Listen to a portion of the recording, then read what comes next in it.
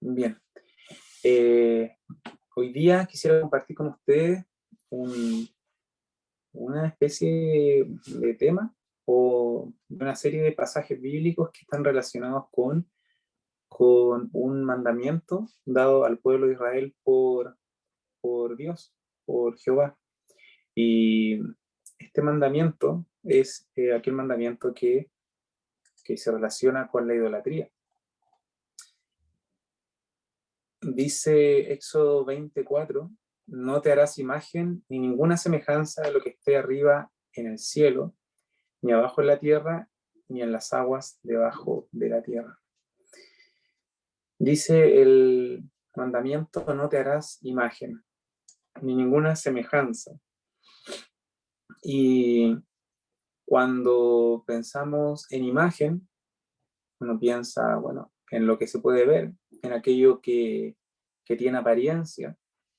Y este mandamiento es tan importante en el Decálogo, ya que probablemente fue un mandamiento, una transgresión clave del pueblo de Israel para quebrantar el pacto con su Dios, con nuestro Dios también, con el Señor.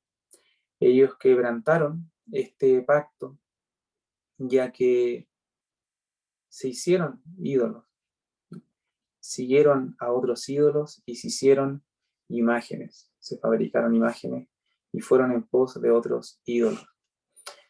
Para entender esta palabra imagen o ídolo, ¿bien?, que es lo mismo, tenemos que ir a Génesis 1:26. Génesis 1:26 dice, cuando estaba allí Dios, en el sexto día de la creación, dice Dios, hagamos al hombre a nuestra imagen, conforme a nuestra semejanza. Y señoree en los peces del mar, en las aves de los cielos, en las bestias, en toda la tierra, en todo animal que se arrastra sobre la tierra. Y creó Dios al hombre a su imagen. A imagen de Dios lo creó, varón y hembra los creó. Entonces tenemos estas dos palabras, imagen y semejanza. Y la palabra clave aquí es imagen. Esa palabra es Selem en hebreo. Les quería mostrar, ahora en internet hay muchas herramientas que nos permiten, sin ser expertos ni nada parecido, poder ver qué palabra literalmente es la que aparece en un pasaje bíblico. Es lo que se llama un interlineal. Y esta palabra, que aparece que se traduce, por ejemplo, en la Reina Valera, como imagen, es la palabra hebrea Selem. Y esta palabra, por supuesto, se usa muchas otras veces en la Escritura, ¿ya? Por ejemplo, cuando habla acerca de Adán, cuando engendran a Set. Y si vivió Adán 130 años, engendró un hijo a su semejanza, conforme a su imagen. Y hay un parecido en la sintaxis, ¿cierto? Y en los conceptos a lo que se mencionaba en el capítulo 1 de Génesis, ¿cierto? Capítulo 1:26. Dice, hagamos al hombre a nuestra imagen conforme a nuestra semejanza. Y acá se traduce de la misma manera. Y vivió Adán 130 años y engendró un hijo a su semejanza conforme a su imagen. Y llamó su nombre Set. Voy a dejar de compartir. Entonces, la imagen y semejanza, por un lado, la entendemos en la manera en que el hombre y la mujer, porque dice allí, y creó Dios al hombre a su imagen, a imagen de Dios lo creó, punto y coma, luego dice, varón y hembra los creó. Por lo tanto, en la perspectiva del primer capítulo de Génesis, del relato de la creación del capítulo 1, Dios crea al hombre y a la mujer a semejanza de Dios, y los puso a ellos para señorear sobre los peces del mar, las aves de los cielos, las bestias y toda criatura que hay en la tierra. Y por un lado, el ser humano, hombre y mujer, fueron creados para ser imagen de Dios en la tierra, es decir, de alguna manera representar, no solo en su semejanza, no solo en cualidades similares, sino que también en su señorío, en aquella capacidad de gobernar.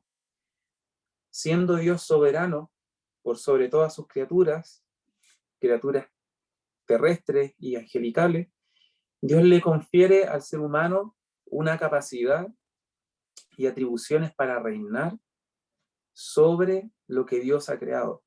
Dios crea el espacio, crea el ambiente, pone en la tierra las criaturas, en el mar, en los cielos, y finalmente crea al hombre y a la mujer, siendo representantes de Dios en la tierra, para señorear, para gobernar la creación. Y en ese sentido, la imagen de Dios, o si queremos usar la palabra también, la otra traducción, el ídolo de Dios en la tierra es el ser humano, bien, hombre y mujer, en su sentido pleno, al menos allí en el huerto del Edén. ¿Por qué es tan grave entonces la idolatría? Porque ¿qué tiene de malo ir y tratar de fabricar una escultura que se asemeje a lo que creemos que Dios es y utilizarla en la adoración? Bueno, si queremos ser, si somos literales y tajantes en una primera instancia, simplemente porque Dios lo prohíbe, ¿bien? Como dice en el Decálogo, ¿cierto? En este mandamiento, en Éxodo 20, no te harás imagen. Ahora, ¿cuál es el tema? Que Dios es invisible, nadie jamás ha visto a Dios y ha sobrevivido. Eso es lo que encontramos en la Escritura. Temor produjo en Manoa y su mujer cuando se les anunció el nacimiento de Sansón y el propósito para su vida, y produjo un temor terrible en ellos porque habían estado en presencia del ángel de Jehová. El mismo temor produce en Isaías, el mismo espanto produce en Saulo de Tarso, camino a Damasco. ¿Y quién ha podido contemplar a Dios? Nadie ha visto jamás a Dios. Entonces, ¿qué hace el ser humano luego de la caída, luego de que sus sentidos, su manera de relacionarse con Dios ha sido alterada drásticamente? De hecho, ya no se puede relacionarse con Dios sino a través de la misericordia de Dios y de los pactos que Dios va estableciendo con la humanidad, para así establecer un pueblo con el cual tener comunión.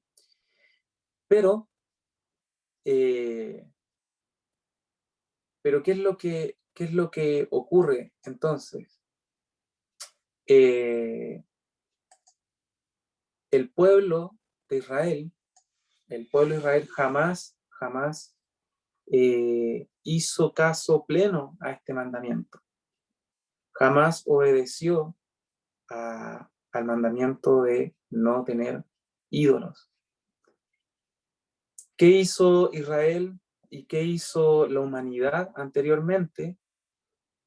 Siendo establecidos el hombre y la mujer como señores, como reyes en la creación, en su percepción totalmente limitada de lo que es Dios, en su relación cortada, en aquella lejanía y en aquella especie de degradación espiritual, si se puede decir, incluso muerte espiritual, no hacen imagen de lo que Dios verdaderamente es.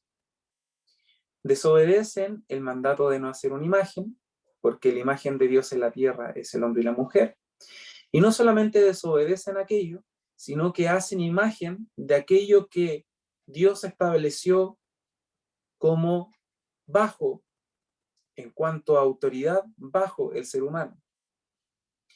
El mandamiento dice ni semejanza de lo que está arriba en el cielo, ni abajo en la tierra, ni en las aguas debajo de la tierra. Porque la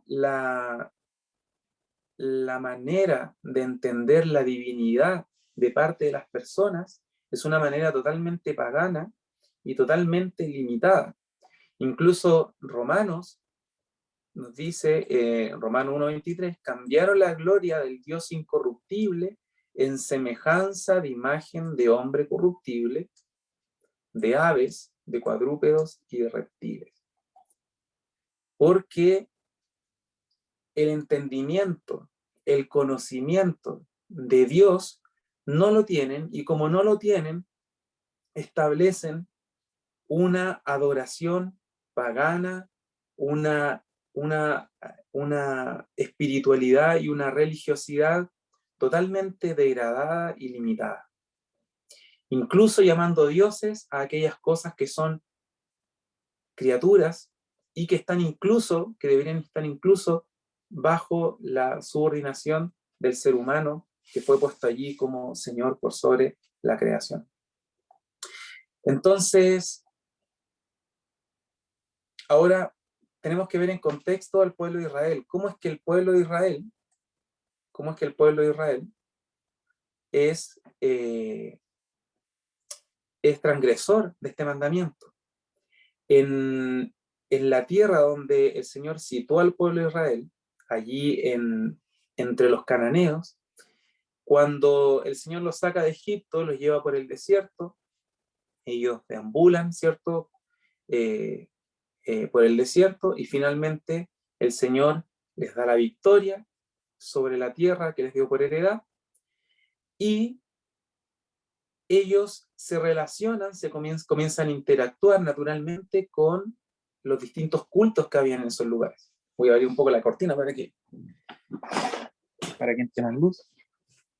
Y el pueblo de Israel se relaciona naturalmente con los pueblos cananeos. ¿Y cuáles eran las religiones de esos pueblos cananeos? ¿Cuáles eran sus cultos? Y los cultos de esos pueblos eran la diosa Astarot o Astarte, la reina de los cielos, también era Baal, y esos dos cultos principalmente son el gran pecado de idolatría del pueblo de Israel como nación, al menos durante 10 siglos. Yo siempre trato de ordenarme en cuanto al tiempo de la siguiente manera. Desde el Señor, desde el año 0 hacia atrás, 2000 años hacia atrás, más o menos, todo esto bien aproximado, tenemos a Abraham. Si avanzamos 500 años, es decir, 1500 años antes del Señor, tenemos al pueblo de Israel siendo liberado de Egipto. Todo esto bien aproximado. Si contamos 1000 años antes de Cristo o 500 años después de la liberación, tenemos el establecimiento de la monarquía en Israel, ¿cierto? Con Saúl, David, Salomón. Y luego vienen las invasiones, vienen exilios, año 700 a.C., año 600, 500. Ahora, ¿cuánto tiempo tardó el pueblo de Israel en erradicar aquella idolatría con la que se encontró 1500 años antes de Cristo? Se demoraron aproximadamente 10 siglos. Y durante gran parte de la historia, el pueblo de Israel tuvo un culto bastante, por así decirlo, contaminado, ya bastante mezclado. Incluso llegaron al extremo de poner imágenes de acera de Astarot en el templo, y tenían como una mezcla en el culto bastante extraña. Hubieron hombres justos, hubieron jueces, hubieron algunos reyes que hicieron todo lo posible por erradicar esto, pero finalmente el pueblo después volvía a lo mismo. Hay algunos pasajes que nos van a indicar acerca de esto. Por ejemplo, Jueces 3:7 dice: hicieron pues los hijos de Israel lo malo ante los ojos de Jehová, y olvidaron a Jehová su Dios, y sirvieron a los Baales y a las imágenes de acera. Cuando habla de Baales en plural, se refiere a las estatuas, porque entendiendo que la deidad Baal, ¿cierto? Falsa deidad que tenían los pueblos cananeos, y acá Israel también, era uno, pero las imágenes eran muchas que tenían instaladas por ahí, entonces servían a las imágenes solamente. Y a las imágenes de acera. Esto está en Jueces 3:7.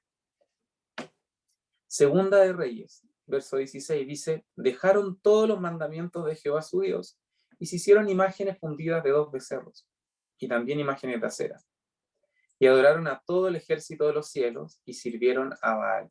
Hicieron pasar a sus hijos y a sus hijas por fuego, y se dieron a adivinaciones y agüeros.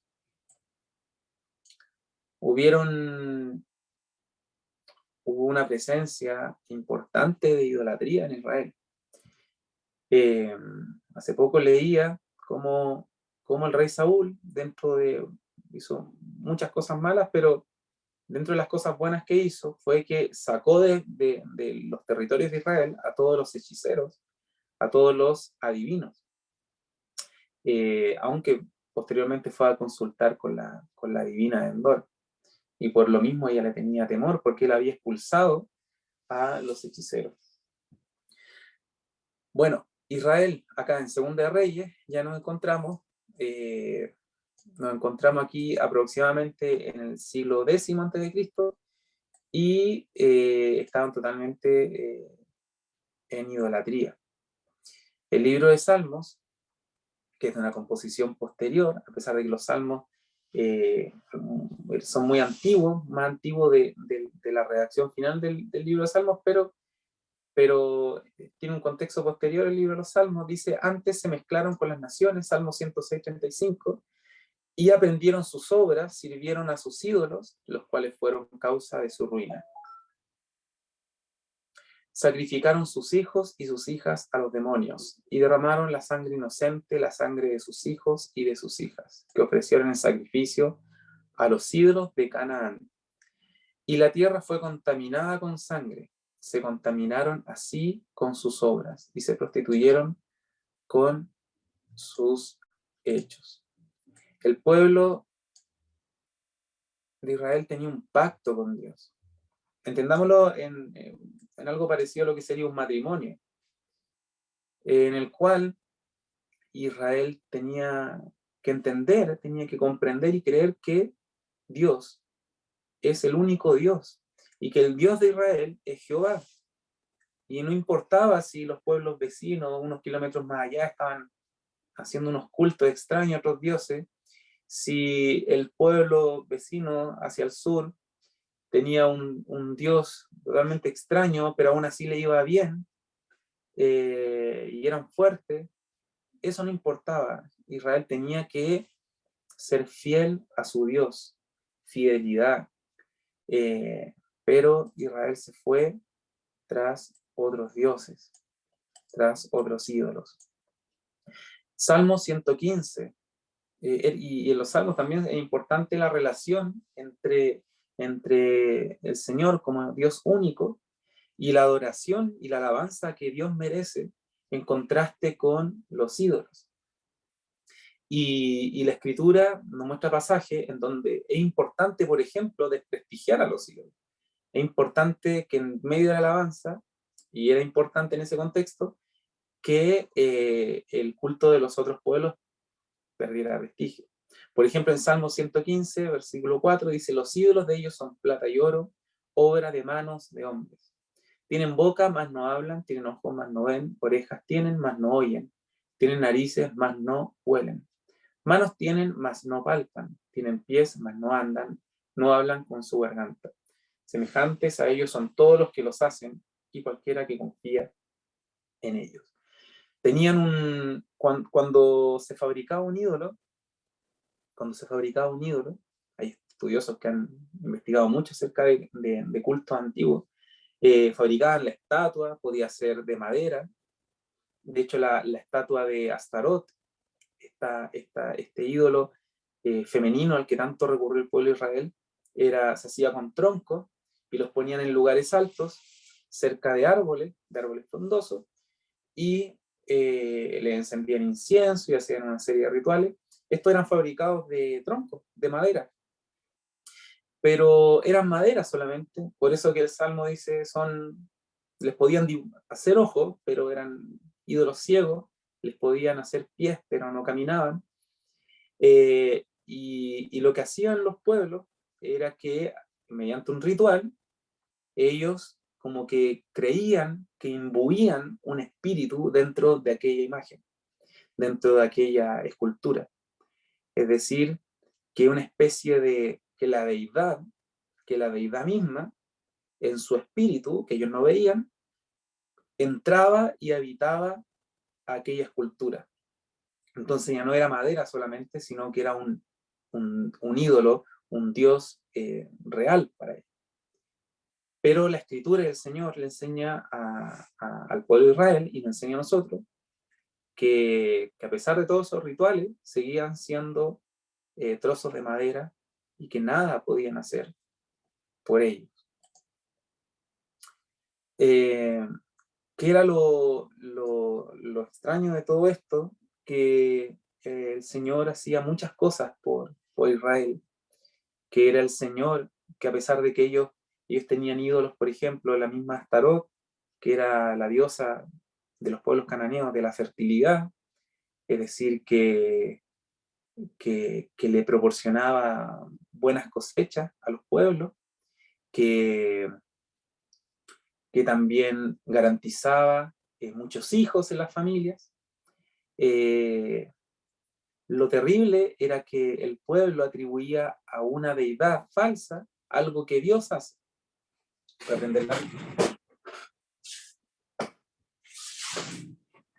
El pueblo le atribuía a una deidad falsa algo de lo que Dios está encargado. Por otro lado, ¿cierto? Sabemos que los griegos, egipcios, romanos tenían dioses relacionados con la sabiduría, tenían dioses relacionados con la fuerza, con la guerra, con lo bélico, tenían dioses relacionados, por ejemplo, con las estaciones, el mismo ídolo, Baal, ídolo cananeo, estaba relacionado con la tormenta, con las estaciones y también con la fertilidad.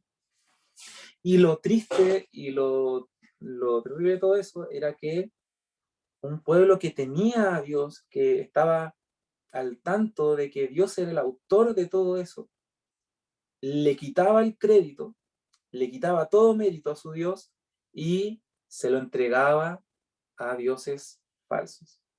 Se lo entregaba a imágenes, se lo entregaba a aquello que supuestamente era imagen de Dios, pero era imagen de su propia corrupción.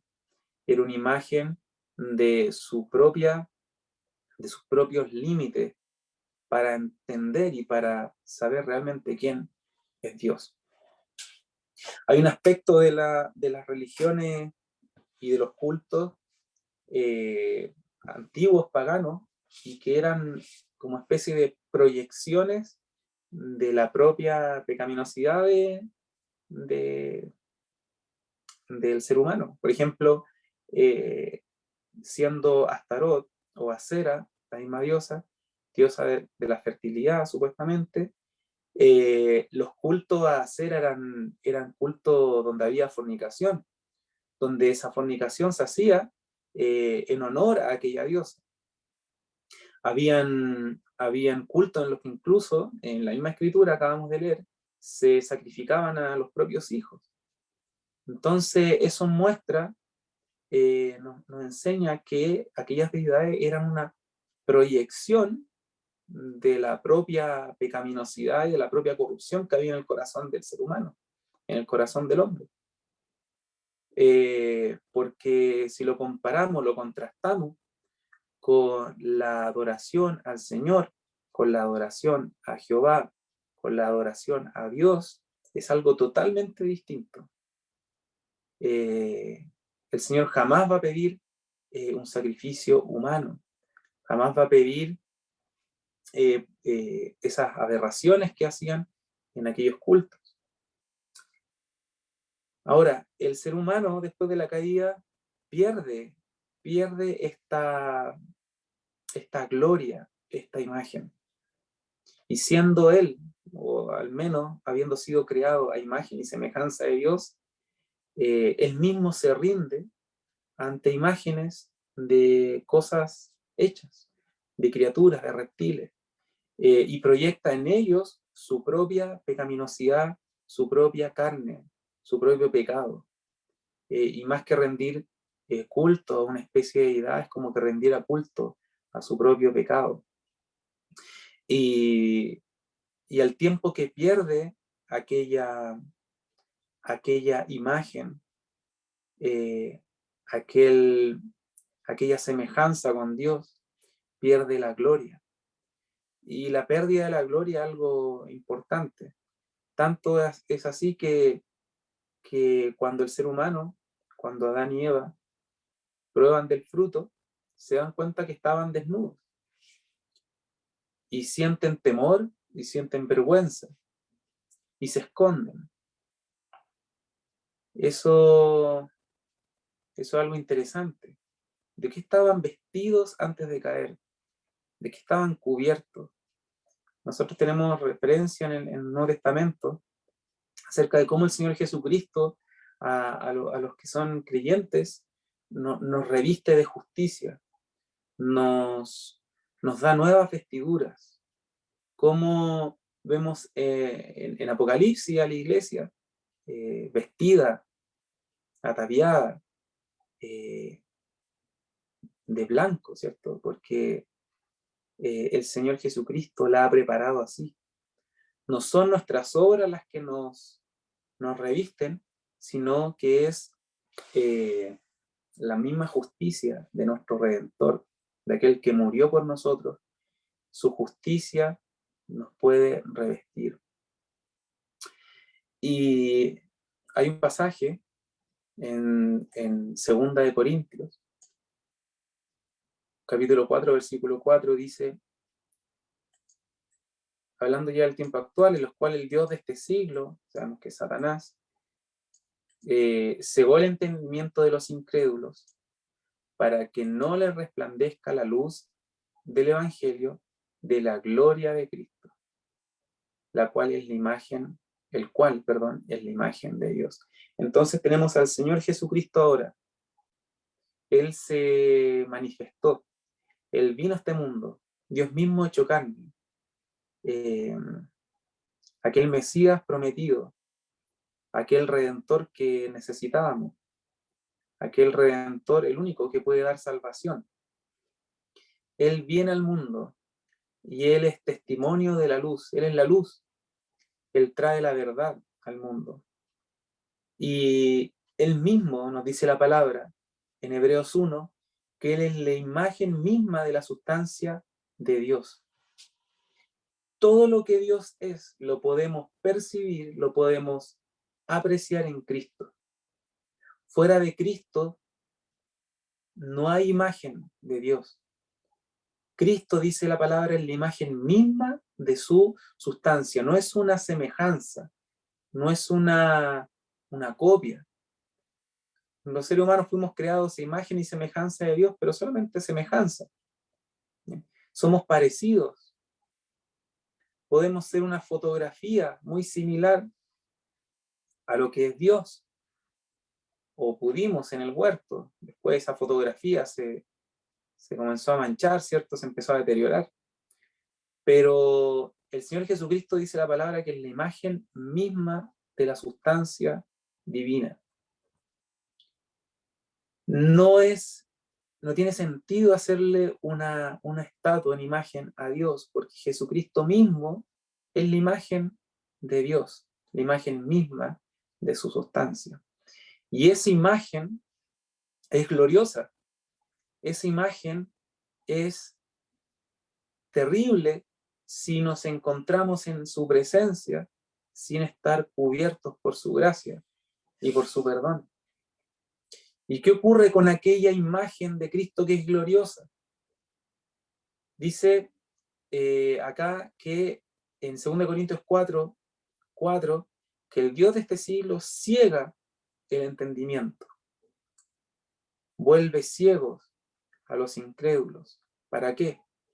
Para que esta imagen de Dios, la imagen misma de la sustancia de Dios, que es gloriosa, no resplandezca, porque en el momento en que el Señor Jesucristo resplandece en su gloria sobre las personas, ¿quién podría rechazarle? ¿Quién podría no creer?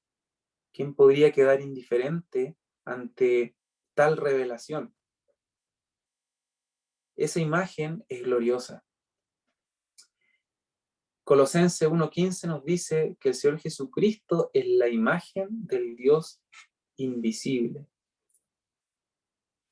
Como mencionamos anteriormente, Dios es invisible, Dios es espíritu. El espíritu es algo que no se puede ver, es de una naturaleza tan distinta a la nuestra, que nuestros ojos no pueden, ni nuestra mente no puede configurar una imagen de aquello que es espiritual. Pero el Señor Jesucristo vino, y el Señor Jesucristo es la imagen del Dios invisible. El Señor Jesucristo ha hecho visible a Dios. Juan escribe, y vimos su gloria, gloria como del unigénito del Padre. Hemos visto aquella imagen, aquella gloria. Hemos visto aquella gloria que es tan potente, tan real en nuestras vidas, que todos los demás ídolos que hemos fabricado pierden fuerza. Y ahí es donde quiero llegar. Estamos ya convencidos de que la idolatría en Israel es real. Si uno pone en el buscador en internet, pone Baal, Astarot, imágenes, va a encontrar decenas y decenas de pasajes donde al pueblo de Israel se le exhorta y se le encara este pecado que estuvo presente tantos siglos. Pero esa tendencia a la idolatría desapareció. Realmente nosotros no deberíamos preocuparnos por los ídolos, porque nosotros no tenemos imágenes como cristianos, ¿cierto? Sabemos que no necesitamos una foto, ¿cierto? No necesitamos un crucifijo a lo mejor colgado en la pieza, y ni mucho menos vamos a tener imágenes de dioses paganos. Entonces muchas veces pensamos que la idolatría es algo de lo cual no deberíamos preocuparnos, o contra lo cual no deberíamos estar muy alerta, porque somos creyentes, somos cristianos, y por lo tanto estamos absolutamente lejos de la idolatría. Pero ¿es así realmente? ¿A qué le atribuimos aquello que el Señor nos da muchas veces? Y creo que en el tema de la ingratitud, por ejemplo, puede haber una pista, puede haber una manera de darnos cuenta que tal vez sí tenemos ídolos, porque el Señor provee algo para nosotros, el Señor es, Él sustenta y provee absolutamente toda nuestra vida. Y nosotros sutilmente comenzamos a darle mérito por aquellas cosas que recibimos de parte de Dios. Le damos mérito, por ejemplo, a alguna cualidad que nosotros tengamos. Y esa cualidad o nuestra misma persona comienza a construirse como un ídolo. Y si bien no estamos allí con un con una herramienta, ¿cierto?, de artesano, fabricando un ídolo, pero sí podemos lentamente comenzar a fabricar un ídolo. Y ese ídolo podemos ser nosotros mismos. Por ejemplo, en nuestras relaciones sentimentales, podemos caer también en la idolatría, donde la otra persona puede ser la fuente de toda mi felicidad, por ejemplo, donde la otra persona puede ser lo que le da sentido a mi vida. Y eso es idolatría. Si el Señor es fuente de nuestro gozo, el Señor es el que nos da propósito, Dios mismo es el que nos hizo y quien nos conoce tan bien, y el que nos puede dar, nos puede deleitar en nuestra comunión y nuestra relación con Él. Pero muchas veces yo, hace poco como que caí en cuenta, que realmente uno es muy idólatra cuando aborda las relaciones sentimentales de mala manera. Y así puede haber muchos ídolos, incluido otras personas, ¿cierto? Y me acuerdo cuando era joven y más joven y se hablaba acerca de los ídolos, se mencionaban los ídolos, por ejemplo, músicos, y también puede ser. Muchas cosas pueden ser ídolos en nuestra vida, que captan toda nuestra atención, que le dedicamos tiempo, que las identificamos como fuente de dicha, de felicidad en nosotros, por las cuales sacrificamos dinero, sacrificamos tiempo, sacrificamos relaciones, y las que desplazan, y esto es probablemente más grave, que desplazan a Dios del centro de nuestra vida. ¿Cierto? Todas estas cosas que muchas veces mencionamos son lícitas, uno dice, bueno, no tienen nada de malo, pero se vuelven un ídolo en el momento en que sacamos a Dios del centro de nuestra vida y las ponemos a ellas ahí en un trono. Y nosotros somos muy religiosos. Con o sin Dios, el ser humano es una criatura muy, muy religiosa, que siempre va a buscar tener a alguien o algo a lo que adorar y a lo que servir. Y en ese sentido, nosotros tenemos al Señor, Él es nuestro Dios. Y el Señor nos dice, yo creo que estos pasajes del Antiguo Testamento, en los que el Señor le enseña al pueblo de Israel, son muy válidos para nosotros. Nuestro Dios uno es. Y dice, sí, pues sí sabemos, si somos monoteístas, ¿cierto? Nos enseñaron en la escuela que el cristianismo es monoteísta, por lo tanto sí, por supuesto, no creo que existen otros dioses. A lo mejor no a la manera antigua, pero muchas veces nos volvemos politeístas y creemos en muchos dioses porque andamos con nuestros sentidos muy, muy cautivados por aquello que parece a lo mejor que tiene más gloria que el Señor Jesucristo, que es la imagen misma del Dios invisible. Y el aspecto de la gloria es importante. No hay solo imagen, no hay solo imagen en un ídolo, sino que hay gloria.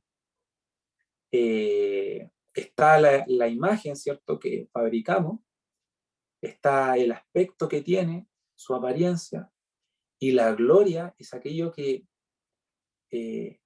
hay una traducción, una manera de entender la gloria que se relaciona con la belleza. Aquello que es bello nos produce atracción. Si estamos frente a un paisaje muy bonito, uno percibe gloria en eso, en su belleza. Por lo tanto, la imagen de lo divino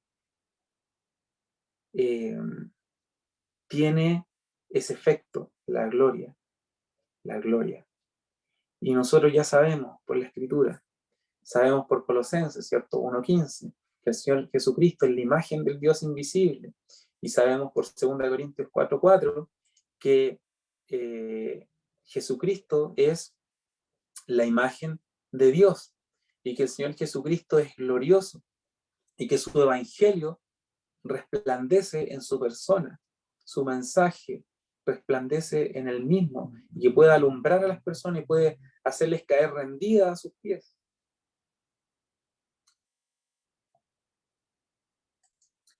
Así que podemos meditar en estos aspectos que he revisado así muy superficialmente y muy rápidamente, ¿cierto? De un pasaje a otro.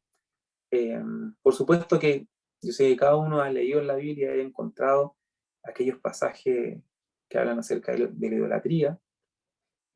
Y a pesar de que en los evangelios ya vemos a un pueblo de Israel que no era tema, Baal y Astarot, ¿cierto?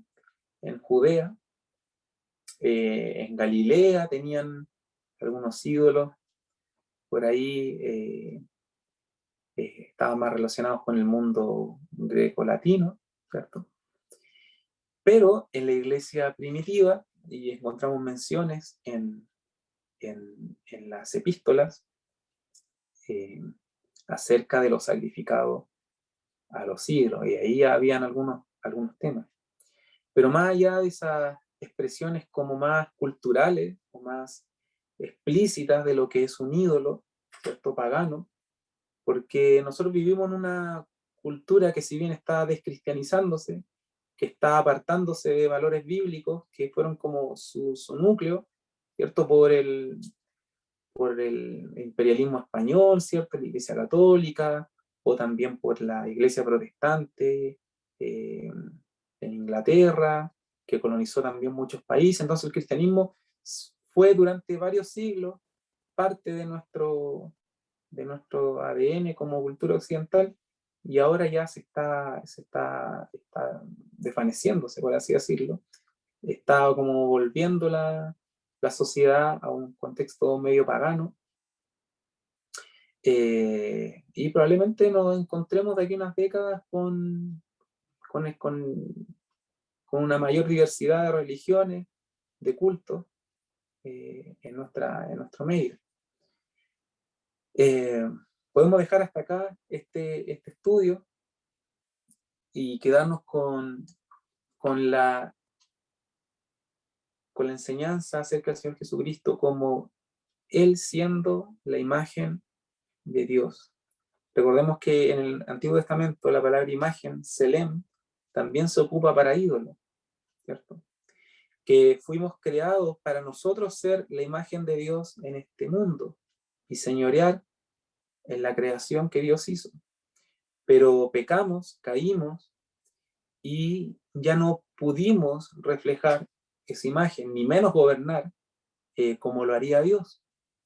Por lo tanto, fue necesario que Dios mismo llamara a un pueblo, que sacara a Israel de Egipto y estableciese con ellos un pacto en el cual se iba a restablecer una adoración hacia un Dios santo y un pueblo que fuese santo también y que fuese fiel y leal a aquel Dios que los redimió.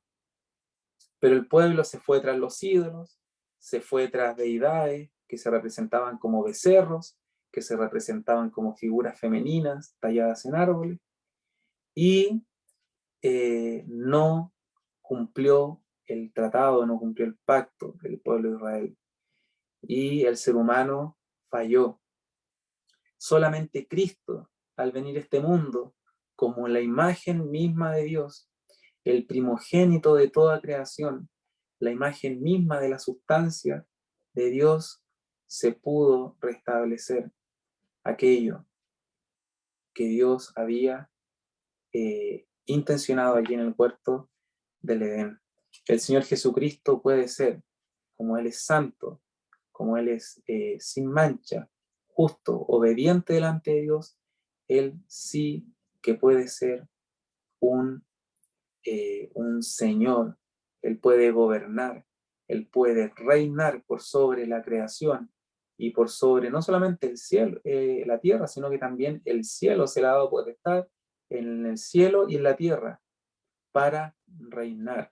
Y sabemos que un día volverá el Señor Jesucristo y sabemos que le tendremos a Él y que le podemos mirar cara a cara y que no existe pero ninguna comparación, ni va a existir ninguna comparación entre los ídolos que hayamos nosotros creado en este mundo, ante aquellas cosas ante las que nos postramos, que invertimos dinero y tiempo, porque nos parecieron atractivas, porque vimos en ellas gloria, sino que el Señor Jesucristo, siendo la imagen misma de Dios, su gloria será suficiente, será lo suficientemente, nos llenará y nos dará tal gozo estar en su presencia, que todo lo demás perderá absoluto valor. Y esperamos que esa realidad que es futura, ¿cierto?, se convierta mediante la fe en una realidad hoy, que el Señor Jesucristo sea el que ocupe el primer lugar, el que esté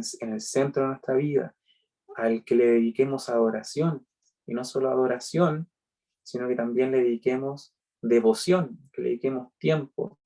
Eso cambiaría radicalmente nuestra vida, y yo lo expreso como un desafío personal, que distinta sería mi vida si yo le dedicara al Señor la devoción que Él se merece y la adoración que Él se merece, en vez de estar dedicando tiempo y, y, y devoción a otras cosas que son totalmente perecederas. Así que vamos a dejar hasta acá y vamos a pedirle a Cristóbal, me pareció que estaba conectado, Cristóbal de la U, para que ore antes de terminar. Hola, Patricio. Ya, vamos a orar. Oremos. Padre Celestial, en el nombre del Señor Jesús, llegamos hasta tu presencia para darte las gracias, Padre, por tener este momento para escuchar de tu palabra y poder estar congregados, Señor. Te damos las gracias porque tú nos has hablado referente a los ídolos, Padre, cómo el ídolo, lo que pertenece al mundo, Padre Celestial, realmente busca alejarnos de ti, y la muestra de la falta de tu conocimiento se manifiesta en lo que los ídolos representan. Quieren a nuestros hijos, quieren apoderarse de la vida de nuestros hijos, apoderarse de nuestras vidas y producir un desorden en la familia, Padre. Y te damos las gracias porque tú nos sacaste de esto, Señor.